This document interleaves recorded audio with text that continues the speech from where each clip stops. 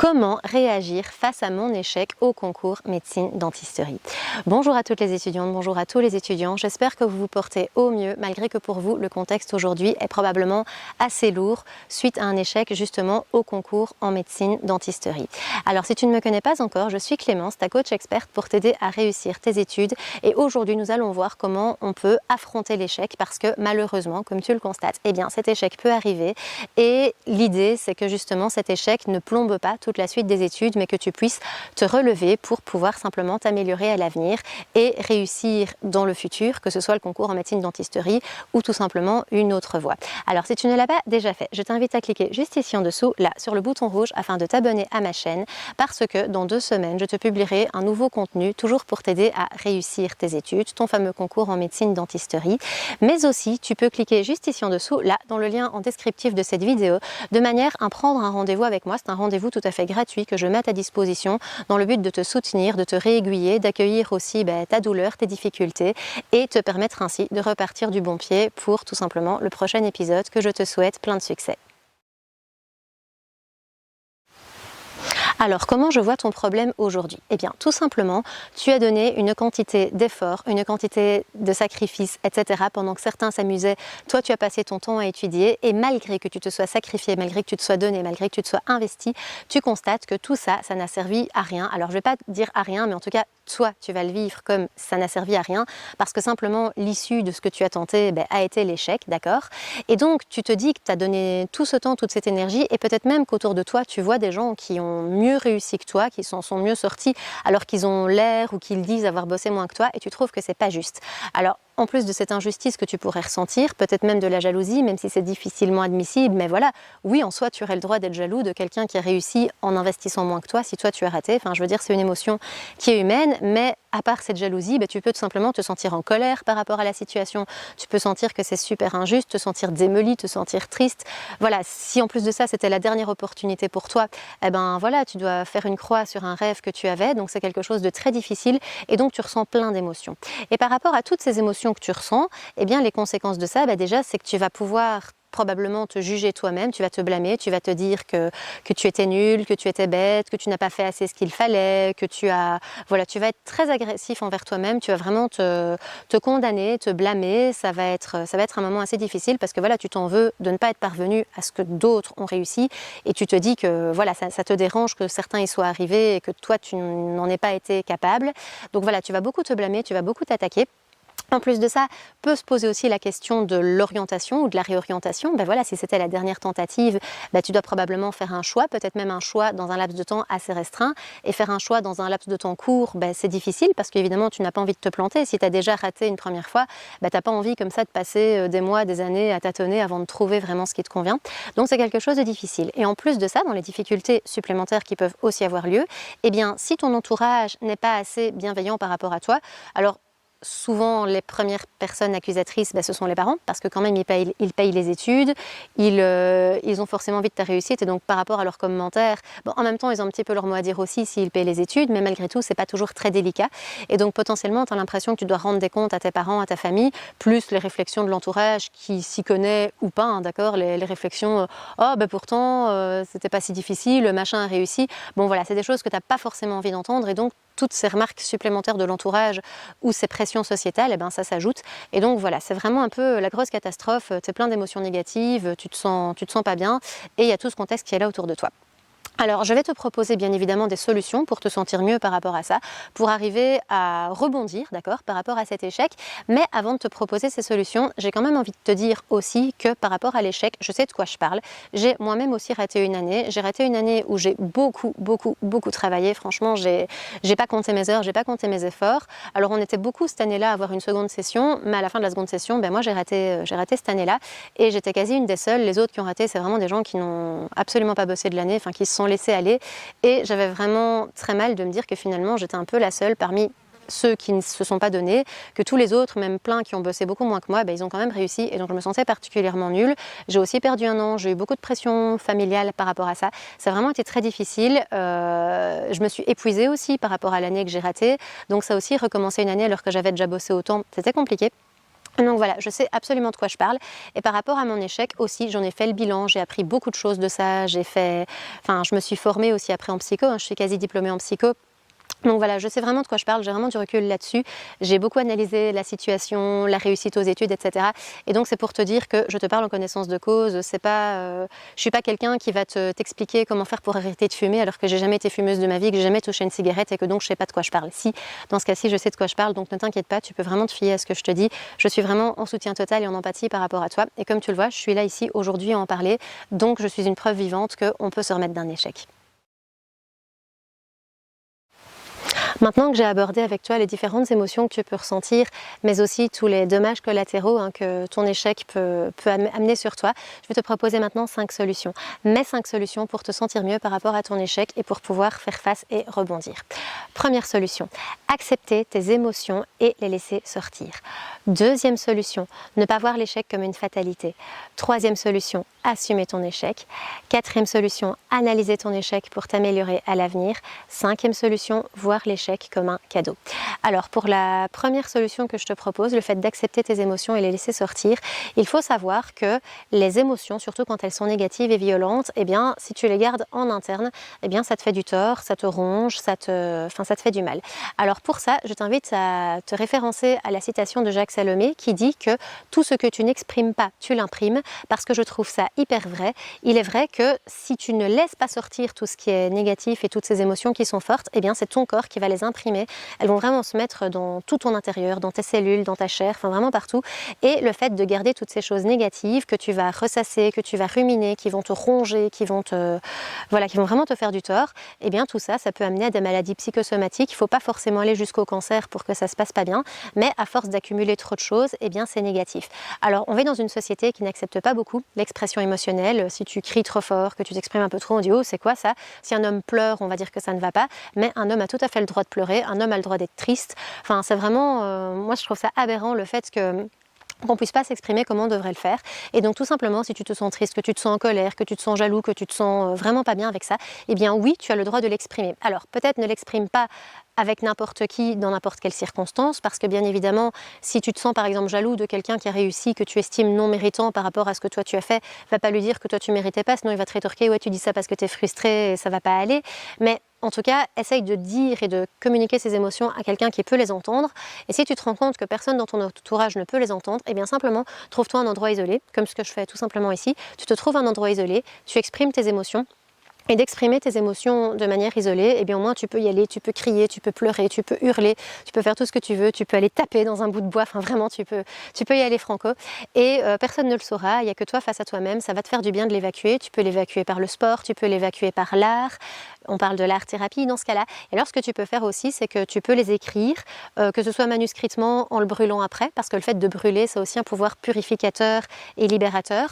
Mais tu peux aussi le mettre à l'ordinateur et puis revenir sur ton fichier des mois ou des années plus tard et tu te rendras compte du chemin que tu as parcouru. Ça peut être bénéfique aussi, mais quoi qu'il en soit, ne le garde pas en interne, vraiment exprime, exprime, exprime, exprime. Alors pour le deuxième point, le fait de ne pas voir l'échec comme une fatalité, alors là tout de suite tu vas le voir comme une fatalité parce que c'est quelque chose qui te fait vraiment beaucoup de mal. C'est normal, mais même si moi je trouve que ce n'est pas une fatalité, alors si là tout de suite tu le vois comme une fatalité parce que c'est ton rêve qui est empiété, mais regarde un petit peu ton rêve, il est peut-être juste reporté d'un an. Alors peut-être malgré tout que tu n'as plus de cartouches parce que tu as consommé toutes tes chances, c'est possible aussi.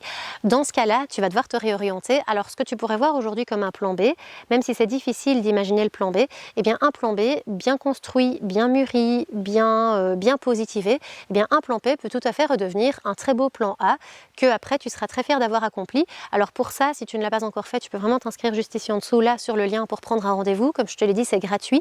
Je peux discuter de ça avec toi pour arriver à avoir un plan B qui soit pas pris dans l'urgence, qui soit pas vraiment la roue de secours en fait dont tu t'en fiches, mais quelque chose qui soit bien, quelque chose qui fasse sens et pour lequel tu pourras aussi trouver de l'épanouissement.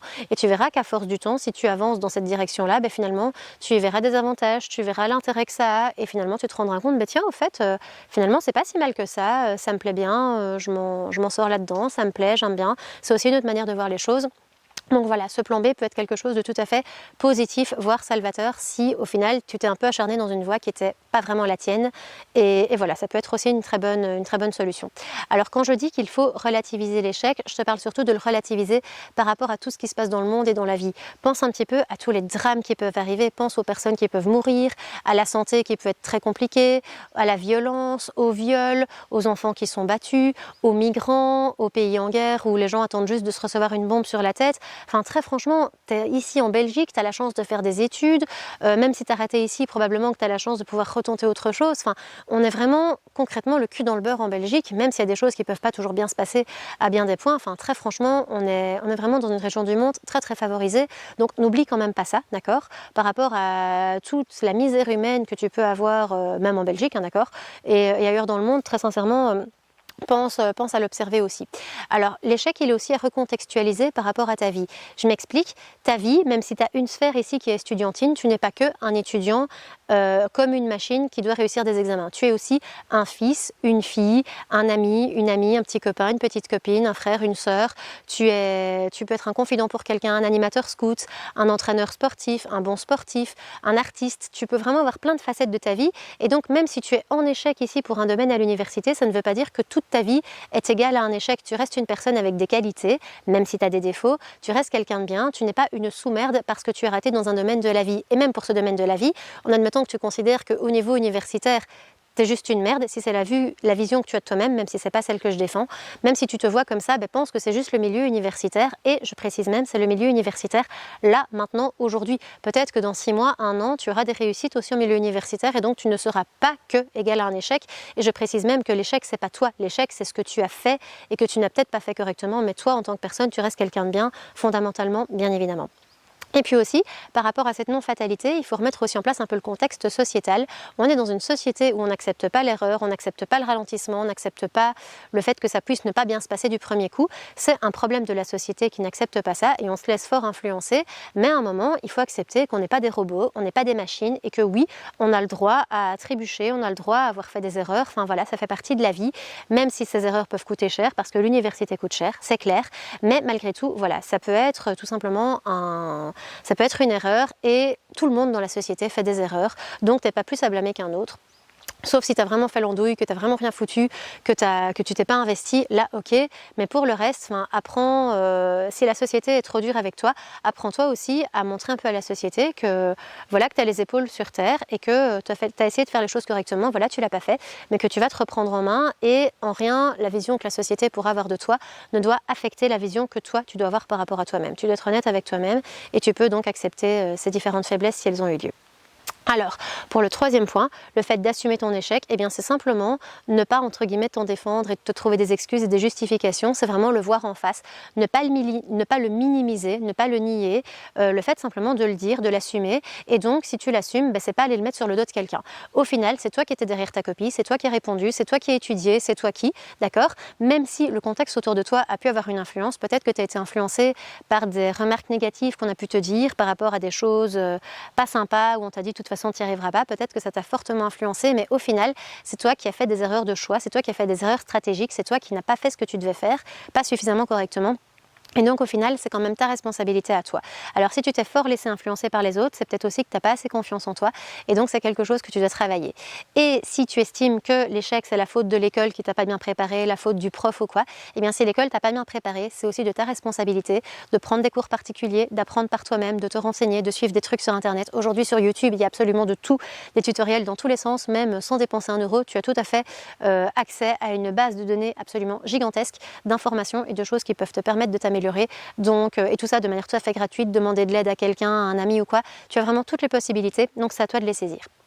Et puis, pour le 4e point, le fait d'analyser ton échec pour t'améliorer à l'avenir, c'est de voir tout ce que tu as fait correctement et ce que tu n'as pas fait correctement. Si tu es en échec aujourd'hui, c'est qu'il y a des trucs que tu n'as pas bien fait.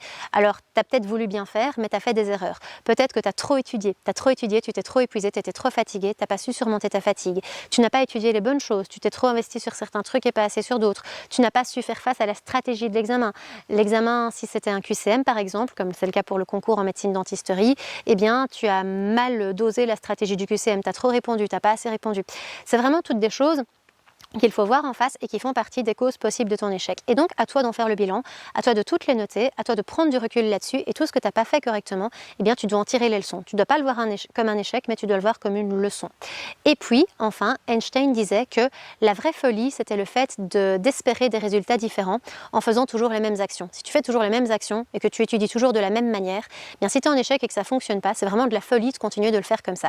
Simplement, apprends à voir ce que tu n'as pas fait correctement et change tes actions, et là, tu auras des résultats différents. C'est du bon sens, mais en tout cas, voilà, c'est ce que Einstein a dit de manière très simple, ça fait beaucoup de sens, et donc à toi d'en tirer tout ce qu'il a dit. Et puis le 5e point, le fait de voir cet échec comme un cadeau, eh bien, même si aujourd'hui tu as du mal de le voir comme un cadeau, eh bien, sache que ce qui fait la différence entre deux personnes qui vivent le même échec, le fait que l'une va s'apitoyer sur son sort, va se dégrader avec le temps, va dire que c'est la pire erreur de sa vie et qu'elle s'en remettra pas, versus celle qui arrivera à rebondir, à regarder derrière elle et à dire « Ah ben tiens, finalement, j'ai su faire ça, j'ai su m'améliorer, j'ai su rebondir », c'est simplement que la personne qui rebondit, en fait, c'est celle qui arrive à voir l'échec comme un cadeau, qui arrive à en tirer les leçons, qui arrive à le voir comme des leçons et pas comme un échec, qui tire le bilan de ses erreurs et qui apprend à toujours aller de l'avant, à s'améliorer et à se dépasser. Le fait d'être en échec, ça te permet aussi de grandir, ça te permet de développer de nouvelles compétences, tant des compétences sur toi-même, d'apprendre ton propre mode de fonctionnement, que des compétences tout simplement intellectuelles. Tout ce que tu as étudié, tu as appris des choses, et j'imagine que si tu as fait ce choix d'études, c'est que ces choses-là étaient intéressantes pour toi. Donc oui, c'était intéressant de les apprendre, ces choses. Et toutes ces choses que tu auras apprises, tant ces compétences scientifiques ou autres, et ces choses sur toi-même, eh bien c'est des choses qui vont t'aider pour le futur, des choses qui vont te permettre d'être plus armé à l'avenir pour justement préparer mieux ta future réussite. Alors tout ce que tu auras appris sur toi, tu vas pouvoir l'utiliser dans ton domaine estudiantin et même dans plein d'autres domaines. C'est vraiment très important de connaître comment on fonctionne, ça permet de se sentir mieux par rapport à soi-même, de mieux affronter sa vie.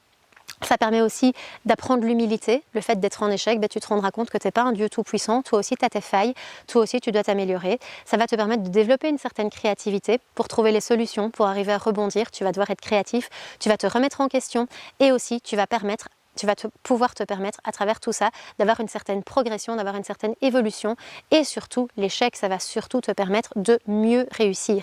Les gens qui ont du mal et qui essaient, c'est des gens qui réussissent mieux au final pour la réussite ultime, parce qu'au final ce sont toutes des petites réussites qui vont te permettre de faire un petit pas, plus un petit pas, plus un petit pas, qui va te permettre une belle ascension. Pense aux gens que tu admires et qui pour toi ont réussi. Eh bien dis-toi que ces gens qui ont réussi, ils ont eu plein d'échecs, même des tout petits échecs, et ils vont peut-être pas te parler de leurs échecs parce qu'eux ne les voient pas comme des échecs, ils les ont vécus comme des leçons, mais en tout cas c'est des gens qui ont rebondi, et s'ils ont eu un tel niveau de succès et de résultats, c'est justement parce qu'ils ont su se prendre des baffes, ils ont su les prendre, ils ont su rebondir de ces baffes, plutôt que de stagner et d'abandonner. C'est vraiment ça qui fait toute la différence. Et puis, enfin, dernière chose, par rapport à un échec, comme possibilité d'en voir un cadeau, eh bien c'est que ça va devoir t'apprendre à t'aimer.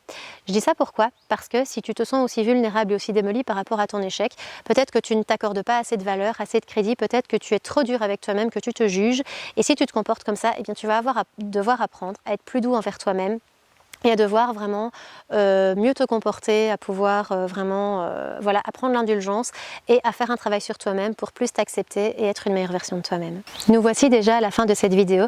Je te remercie de l'avoir regardée, mais j'espère surtout qu'à travers tout ce que j'ai pu te dire dans mes différentes solutions, que tu puisses y trouver une certaine forme d'apaisement, que tu puisses voir que finalement, à travers cet échec, tu as la possibilité de rebondir et que tu pourras faire d'autres très belles choses par rapport à tes études, que ça te redonnera un petit peu confiance et que tu te sentiras surtout beaucoup mieux par rapport à toi-même. Si tu ne l'as pas encore fait, je t'invite à cliquer juste ici en dessous, là, sur le bouton rouge, afin de t'abonner à ma chaîne. D'une part parce que ça te permettra de voir les futures vidéos que je vais publier, mais aussi ça permet de soutenir mon travail, parce qu'il faut savoir que pour créer ce genre de vidéos, je passe énormément de temps, tant au tournage qu'au montage, qu'au pré-tournage, et donc ça permet aussi de soutenir mon travail de manière à me donner l'envie de continuer d'en faire. Simplement, si ça peut t'aider, si ça t'apporte de la valeur, à travers un abonnement, je peux voir que oui, je peux t'aider, et donc ça me fait plaisir et ça soutient mon travail.